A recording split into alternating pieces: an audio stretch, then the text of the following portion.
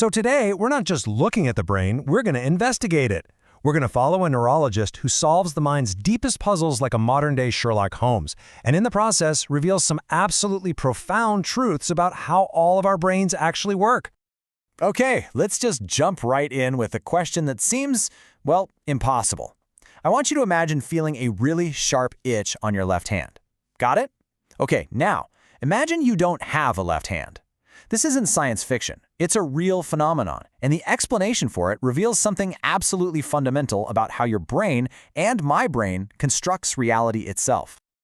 The man who turned these strange cases into world-changing discoveries is Dr. V.S. Ramachandran, and as he says himself, this journey into the brain, it's an epic detective story. He sees patients with these bizarre neurological disorders not just as medical cases, but as living clues to understanding the normal, healthy brain. So let's properly meet our detective. You know, at a time of multi-million-dollar brain scanners and super high-tech labs, Dr. Ramachandran's approach is, well, it's totally unique.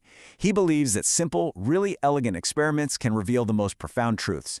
His work is all about asking the right questions, not about having the fanciest technology. And get this, here's his toolkit. He famously said his early experiments required pretty much nothing more than Q-tips, some water, and an ordinary mirror. Seriously, these simple tools, in the right hands, they became the keys to unlocking some of the brain's deepest secrets.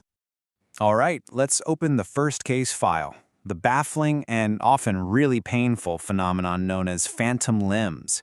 This is where a person continues to feel the vivid presence of an arm or a leg long after it's been amputated. And here's the real heart of the mystery. We're talking about almost everybody, 98%. And patients don't just have a vague memory of their missing limb. Oh no, they feel it clenching, itching, moving. Some even feel this excruciating pain as if their non-existent hand is stuck in a painfully clenched fist. So, why? Why does the brain insist on feeling something that simply isn't there? Ramachandran realized the crucial clue wasn't in the missing limb at all. It was in the brain's own map of the body. You see, on this map, the area that represents the face is kind of strangely right next to the area for the hand. And that little anatomical quirk, that's the key to solving this whole mystery. Now, for decades, scientists believed the adult brain was basically fixed, hardwired. Ramachandran's work with phantom limbs completely shattered that idea, revealing that the brain is constantly, and I mean constantly, rewiring itself. And this leads us to the groundbreaking concept of brain plasticity. See, when a hand is amputated, its territory in the brain map goes silent. It's like an abandoned property. So the neighboring region, the face, starts to move in. It invades this unused neural real estate. And the result is wild. When a patient is touched on the cheek, that signal goes to the brain, activates the original hand area, and boom, they actually feel the touch in their phantom hand. So, how in the world do you treat a pain that isn't technically real?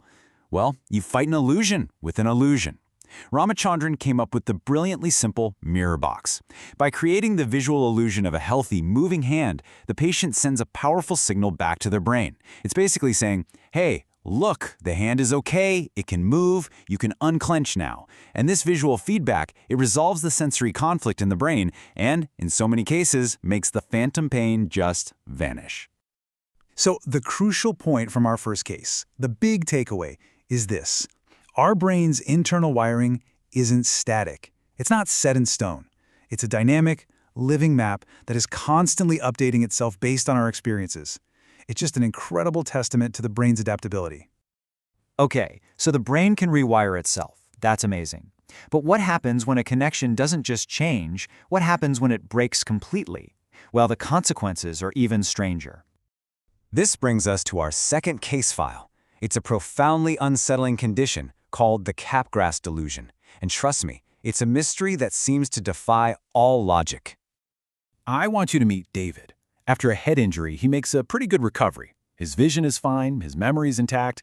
He can look right at his own mother and say, yeah, this woman looks exactly like my mother. But then he adds, but she's not. She's an imposter. He feels no connection, no warmth, no sense of familiarity. So how? How can you recognize someone perfectly, but be totally convinced they're a fraud? Ramachandran's theory was that the problem wasn't in the seeing part, but in the feeling part.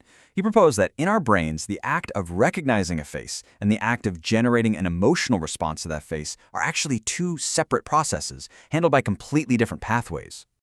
And this just illustrates the difference perfectly. Okay, in a normal brain, you see your mother and that image triggers a signal to your emotional core, the amygdala, which produces that warm glow of familiarity. Recognition and emotion are linked. Now, in David's brain, that link is broken. His visual cortex does its job, yep, that looks like mom, but the emotional signal never arrives. So the brain is faced with a paradox. I see my mother, but I feel nothing for her. The only logical conclusion it can draw is, this must be an incredibly clever imposter. And look, this wasn't just some clever theory. It was proven with a simple test that measures emotional arousal through sweating, kind of like a lie detector. When you or I see a familiar face, there's a tiny, measurable emotional spike. When David was shown pictures of his own parents, his response was totally flat, nothing. The wire connecting vision to emotion had truly been cut. So what do these strange tales of phantom limbs and imposter mothers really mean for the rest of us? Well, they reveal a profound and honestly humbling truth about the nature of our own minds and our experience of reality. These cases show us that our brain isn't some fixed computer. It's a dynamic, living system that's always changing. They show that our solid, stable sense of reality is actually a delicate construction. It's a story the brain tells itself that can be completely disrupted by a single broken connection. And ultimately, they suggest that our very sense of a single unified self might just be the brain's most compelling illusion of all. You know, as Dr. Ramachandran so eloquently asks, how does this small organ inside our skull accomplish such incredible things? It's literally made of atoms forged in the hearts of stars billions of years ago, and now they're assembled into a structure that can ponder those very stars. It is, without a doubt, the greatest mystery in the known universe. And so we're left with this final, really challenging thought. If your reality is a carefully crafted story, an illusion maintained by the intricate wiring of your brain, who exactly is the storyteller? And maybe more importantly, who is the one listening? Thanks so much for joining us.